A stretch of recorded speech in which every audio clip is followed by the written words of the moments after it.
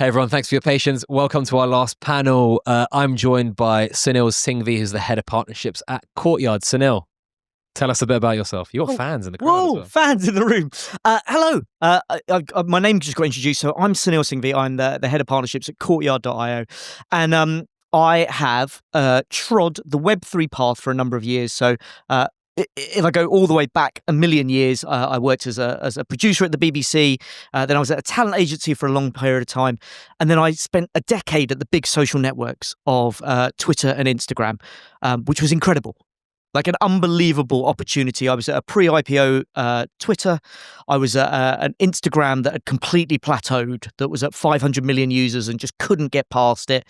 And I was there from 500 million all the way up to the point where they announced, which I got to do actually, announced 1 billion monthly active users. So I've been on these big rocket ships. And at the point in time, and I think Max sort of kindly referred to it as a little bit of a bubble earlier, at the point where Web3 was really coming into form was the point that I lost a bit of faith and confidence in those companies to seize the opportunity of what came next. So I left Instagram to go and work at an NFT marketplace, Rarible, really on the basis that I believe creator rights and creator royalties are really, really important, that I don't think any creator should ever be detached from the work that they created. Now, fast forward a few years, and that has slipped away, and I'm sad. And it's one of my big bugbears with Web3 is that we had a chance and we lost it.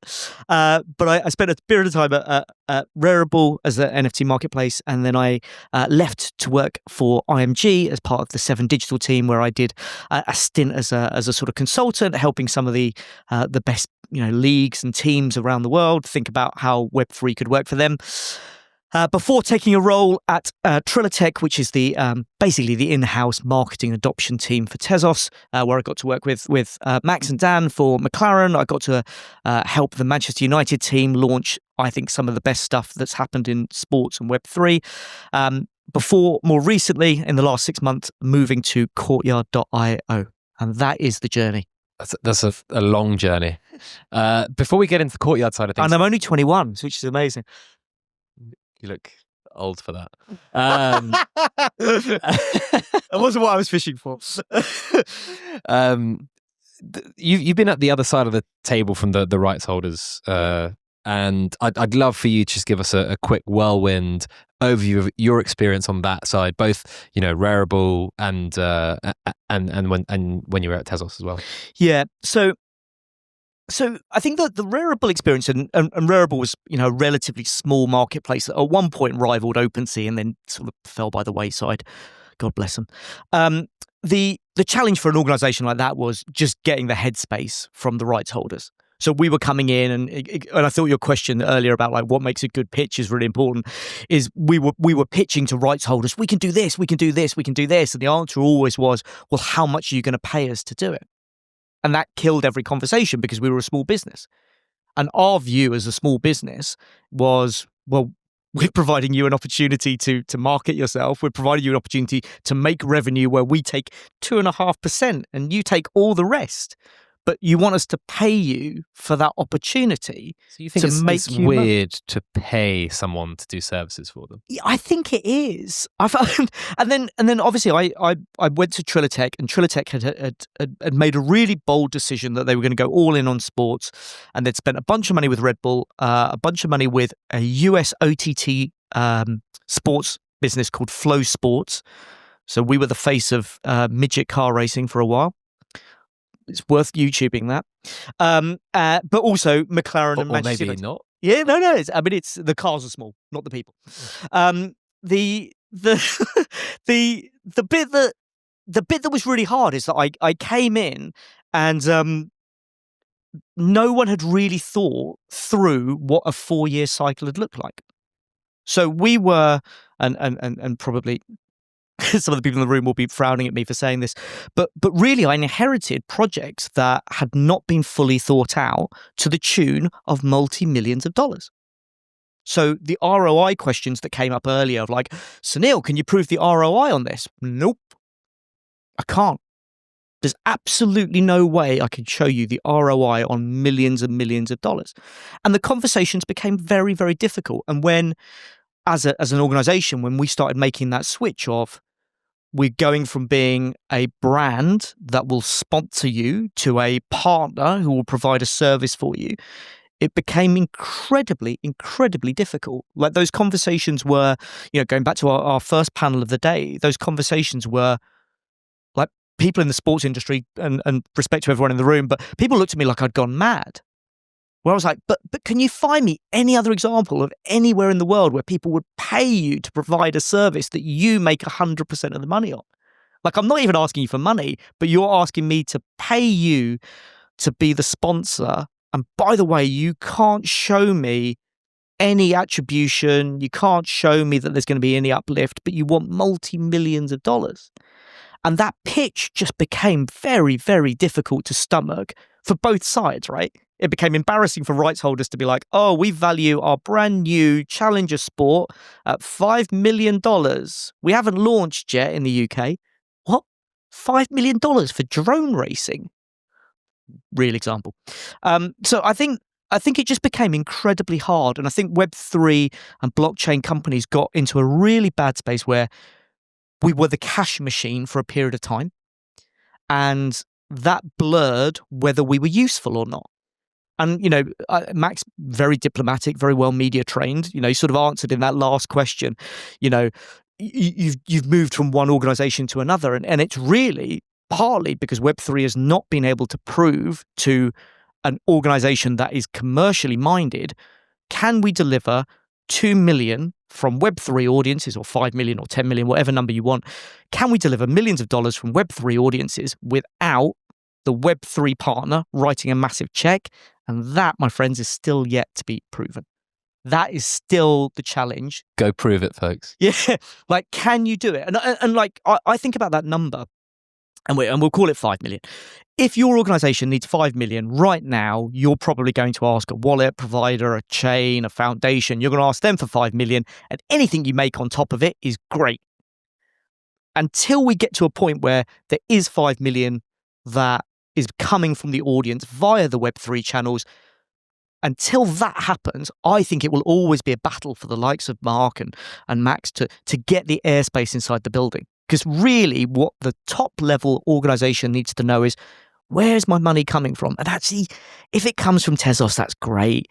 If it comes from, some random wallet that might not be here in 3 years' time, as long as they've written the check, we're kind of okay with it. And that's the challenge for this room, is that Web3 offers us this incredible opportunity to understand our invisible fan. But we have to take the companies on that journey to understand the invisible fan, to unlock them, to monetize them, in order to, we don't have to have a year chasing a sort of mythical Web3 partner with an unlimited fund. That sounds more negative than I wanted it to be, but that's the truth. And on that note, let's all go home. But that's the opportunity, right? That we're in. I think we're in the transition period, right, where the massive checks don't exist anymore, unless you guys are better salespeople than I think you are, or better rights holders than I think you are. So the big checks are gone. So we're now in the transition, right? We're now in the transition where we have to make money from those Web3 audiences, or we have to drive engagement. We have to do interesting things so that we can show to the businesses and we can show to the fans. This journey is really, really exciting, which is kind of where I got to at the end of my Tezos journey, and why I joined Courtyard.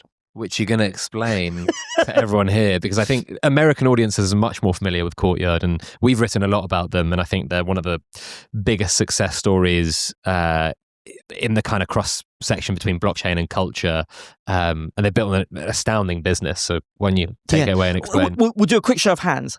How many people in the room know Courtyard.io and have used it?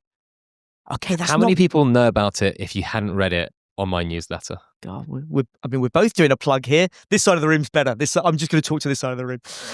So Courtyard, look at the opportunity here. Courtyard.io is a collectibles platform, and we are a physical collectibles platform. Every single item that we deal with is a physical item that we have a digital experience built on top of. And that's really, really important to me. So I've worked on incredible campaigns with McLaren and Manchester United, and those digital campaigns were incredibly successful at getting fans excited and getting people into the journey. But ultimately, we weren't able, because we ran out of time, really, I think, we weren't able to answer the question, why does someone care about the digital item? And there's lots of great ideas about, provenance and, I was part of the co-creation and all of this stuff, which is, I think, really true. But we are still in a transition period. And I think audiences will get there and they will get to a point where they value the digital in the same way that they value the physical. But we're not there yet. So Courtyard's business model, very simple. We run a physical vault in Delaware where you can vault your collectibles with us. So they are physical sports cards, sports trading cards, Pokemon cards, comic books. You can ship them to our vault and we will secure and insure them for you. Very simple, real warehouse business. On top of that, using blockchain technology, we've built a peer-to-peer marketplace. But the difference here is that everyone knows that every single item has been checked, everything has been authenticated. You can look at it on chain to check the provenance of it to say, is this the exact item that I want to buy? So we're building trust and we're using blockchain to build trust. Now, sadly, a lot of Web3 projects don't scream trust. We have been the victims of some bad actors. So for us, blockchain is a way of reinforcing trust, which is actually quite different to the way we think about it. A lot of times we're like, oh, we don't want to be noisy about NFTs. We don't want to be noisy about blockchain because people think it's a scam. People write it's a Ponzi scheme in the comments, not really knowing what that word even means. So actually, blockchain for us built trust. And that's one of the things that the Polygon team has helped us with is having that level of trust. The marketplace is a fine business. The vaulting piece is a fine business. Not exciting for this room. The bit that is exciting for this room, on top of that, building some of the real world experiences of young audiences and some of the Web3 experiences, we built a mystery product business on top of it. So inside Courtyard.io, if you go to the front page, you will find a number of different vending machines. Every single vending machine has a buy-in price. So Pokemon or sports, $25. You put $25 into the vending machine and you can pay on credit card, Apple Pay, whatever you want to do, or USDC on Polygon. You put $25 in and it spits you out a real, physical, graded, authenticated collectible every single time. And then you get to make a choice, which is brilliant for the audience, right? The audience has a choice because normally what happens is you get your digital item and you go, I don't know what to do now. Whereas on Courtyard, you get a choice. Number one, do you love it? If so, you can keep it in our vault for free. If you really love it, we'll ship it to your house. No problem. $6, we'll ship it straight to your house. And by the way, I think it's breaking news. We're about to get rid of the shipping fees. So if you want it, we'll send it to you for free. It will just arrive. A little Pokemon card, a sports trading card, a comic book will arrive to your house with a little note that says, thanks from Courtyard. If you're not that keen on it, you can sell it fee-free in our marketplace. And if you imagine you take your card, you find a piece of sports memorabilia and you go and sell it on eBay or whatnot or Vinted, you've lost 15% already. And that's banking on you finding a buyer and finding somebody that wants to pay you market rate. You're already down to 85%. We've got a fee-free marketplace.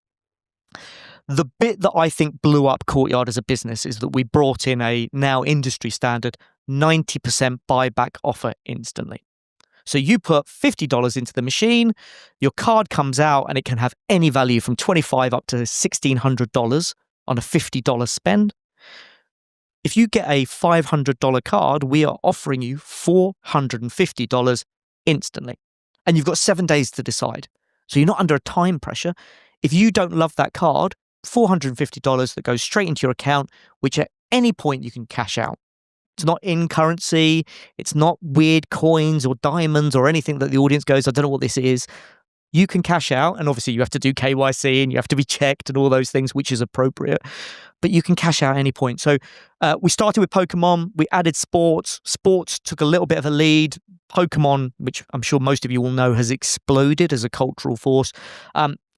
We have been sitting at around about $40 million worth of business every single month for the last 6 months. In September, we had a bumper month with the National Card Show and the launch of our app. We did $80 million. And that's a combination of the buy-ins from the various vending machines and the sort of payouts to the audience. And our business model is really simple, which I think is really important for a lot of the Web3 things we talk about is can I explain the business model so that people go, oh, this doesn't feel like a scam. This feels, we make 10%. That's our business model.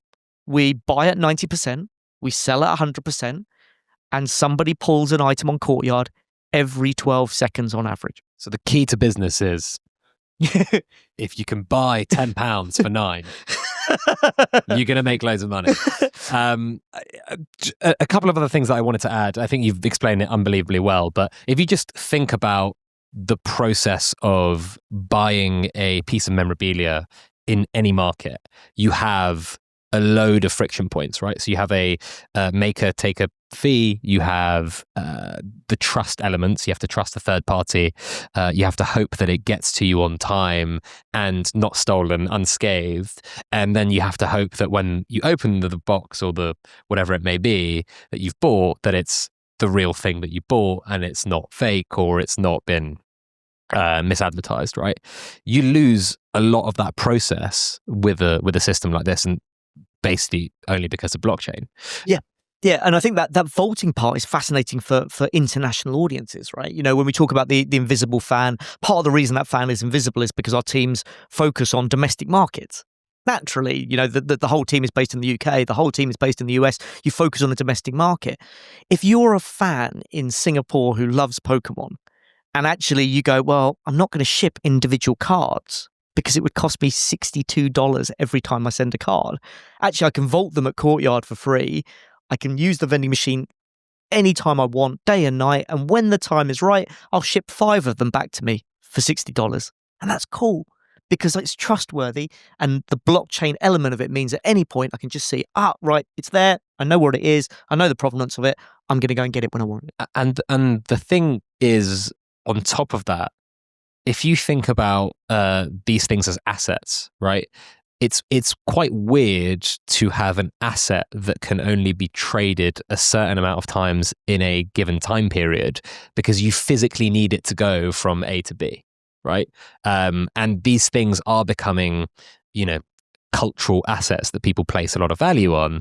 And so the fact that you can have a real market that these things can change hands from an ownership perspective 20 times in a day versus 20 times in a year, obviously there is that kind of aspect of financializing something cultural, but I think it's also really an incredible unlock from your business. Yeah, and I think that, you know, especially for younger audiences, ownership might be much more temporary than we're used to.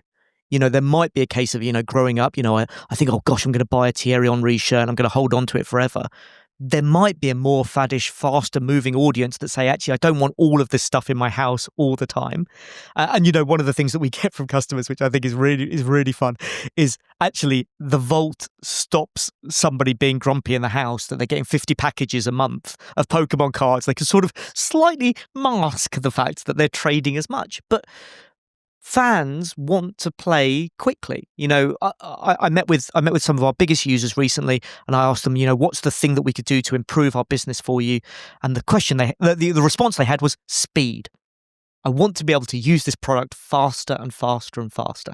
And one of the challenges we've had, you know, with the sort of blockchain structure is working with Polygon to get our speed of transactions down slower and faster and faster and faster, so that if you want to play quickly, you can play quickly.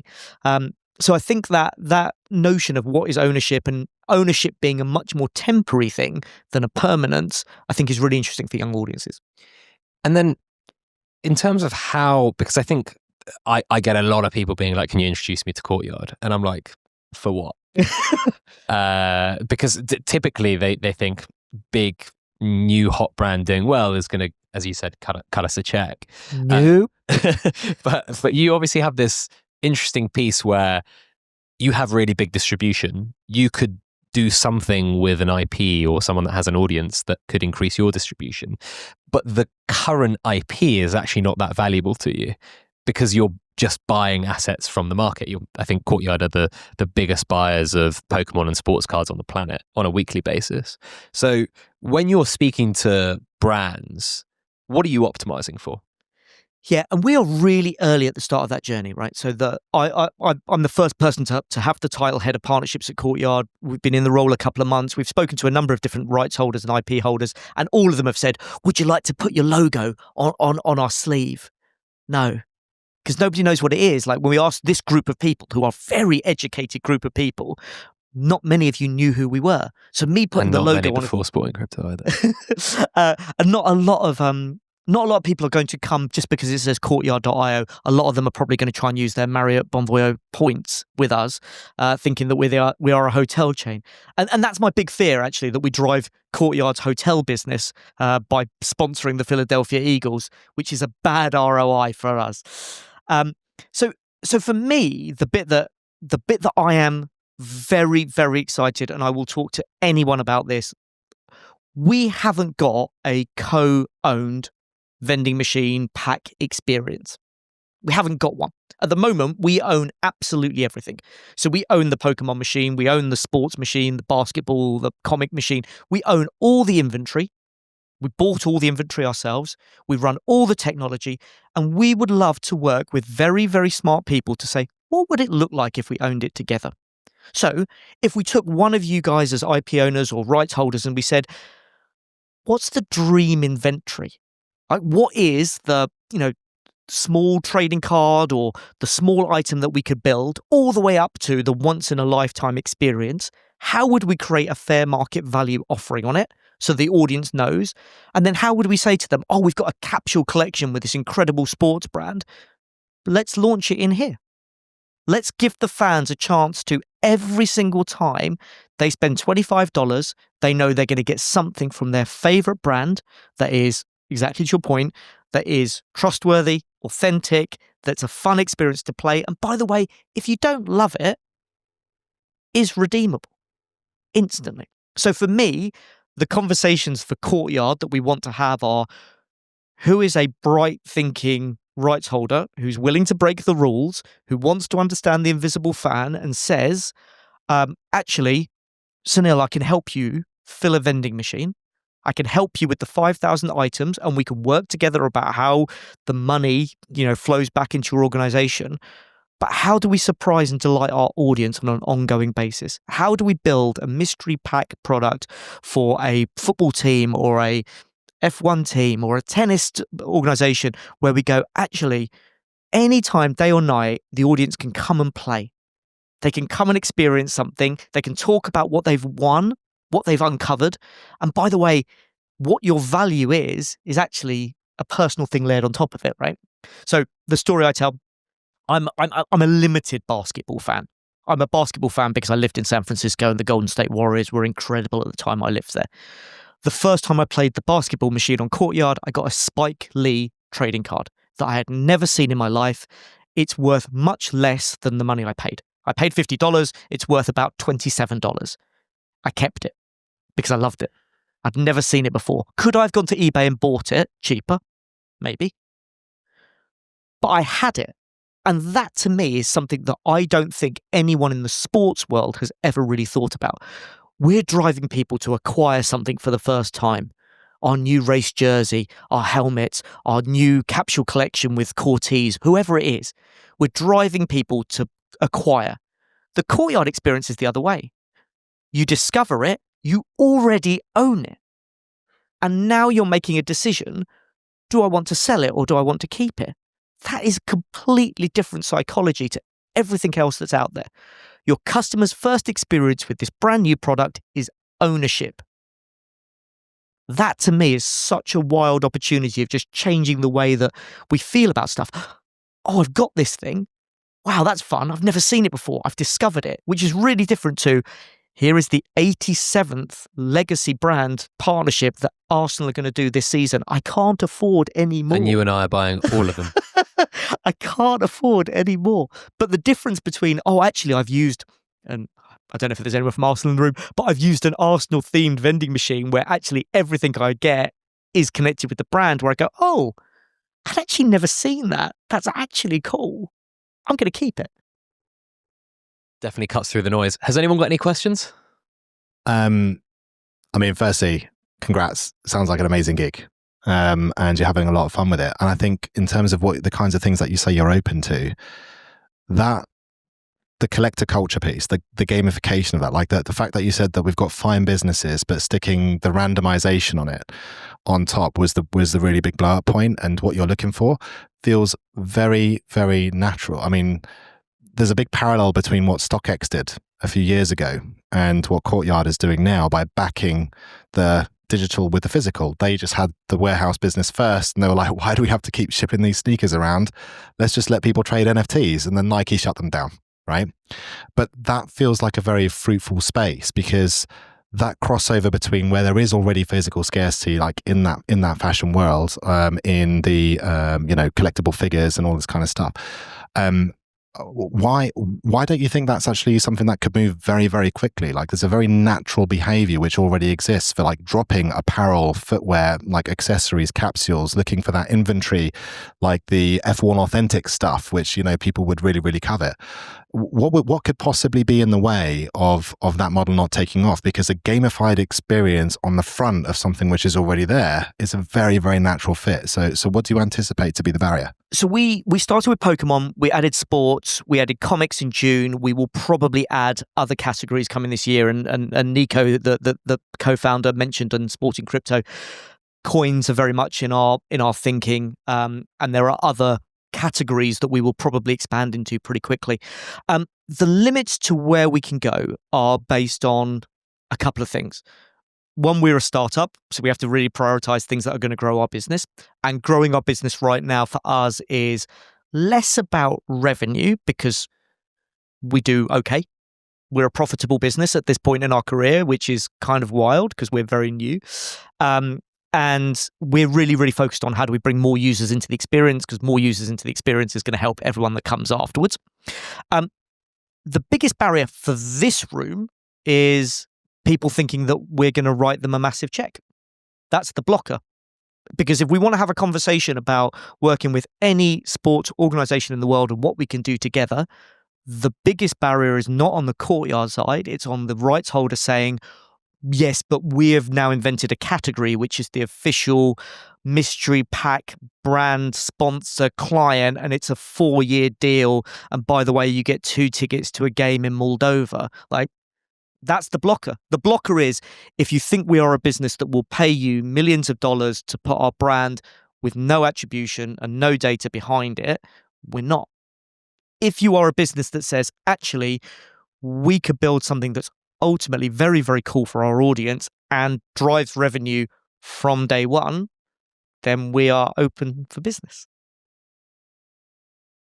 Hi. I was going to say, firstly, that's fascinating, insight that you've given, and thanks to Tariq as well, because I literally put myself through uni based on the money I made on Adidas Confirmed and stuff like that. I think I would almost align with what you said earlier about the consumer. The younger consumer is someone who wants to trade these things much faster. I've been someone who's spent countless amounts of money on whatnot, going into Fnatic stores, opening these packs, selling the outcome of that. You know, when you talk about the innovation and the where the room is for innovation, do you perceive it to be like a use case type of thing? Like what could we do with these physical or digital assets that then inflates the value of them and causes like a more circular economy of the trading? Do you think that it's almost a use case based scenario? If someone comes up with a great use case for it, then where these digital assets or the physical assets as well are actually able to be transacted within an ecosystem to fuel it? Yeah, I think for us, we view fair market value as a number that is generated by the mass market. So we don't look to inflate it. We don't look to drive it in any way. And actually, I broadly don't think we should have a part in that. Our numbers on the website, so when we offer the buyback, that should be reflected on data that comes from eBay and whatnot, and heritage auctions and wherever these items are sold. So I view Courtyard as a gamified shopping experience, a gamified discovery experience, and that's where I get really excited. What I am not bullish about in any way is that Courtyard will have an effect on the price of Pikachu cards or a Mbappe rookie card. Like, I don't think we should have any part in that at all. We should merely reflect what the prices are out in the wider world. Where I think it becomes interesting is actually in that notion of gamified shopping. If the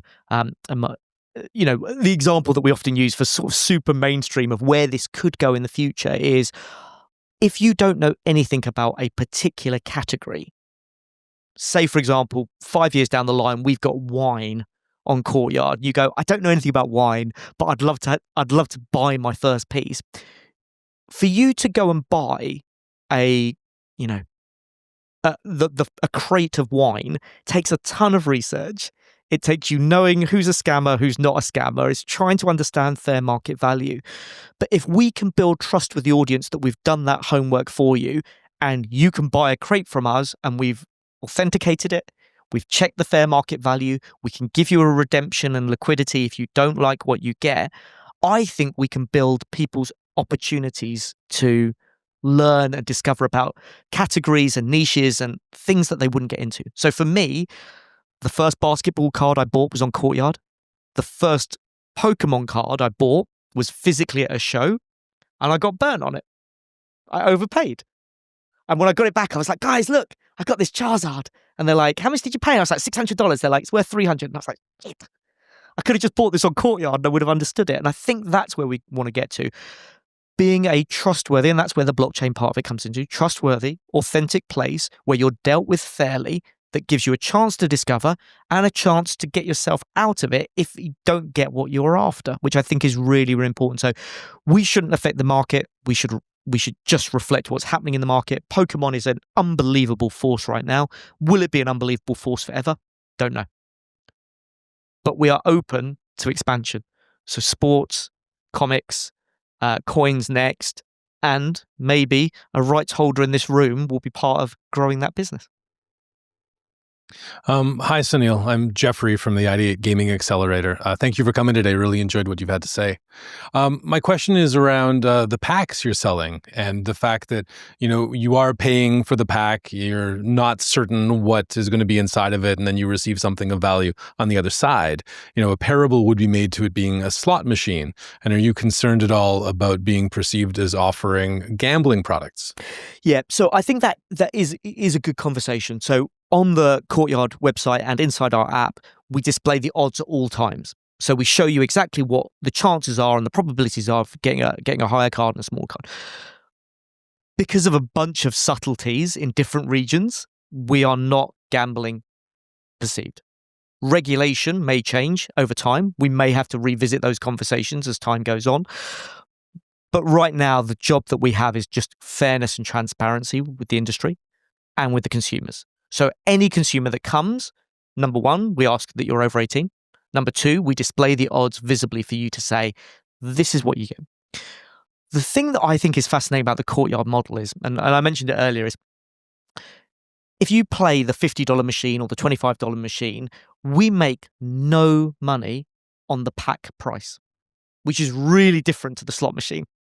The slot machine, they take your money every single time and they spit out according to whatever probability they want. We make no money on that. So the expected value, if you spent $1,000 on Courtyard, the expected value is $1,000 worth of cards. And we keep to that. The expected value is really, really important to us that we deliver to the audience. That does mean that sometimes you get lower and sometimes you get higher, but that's really important.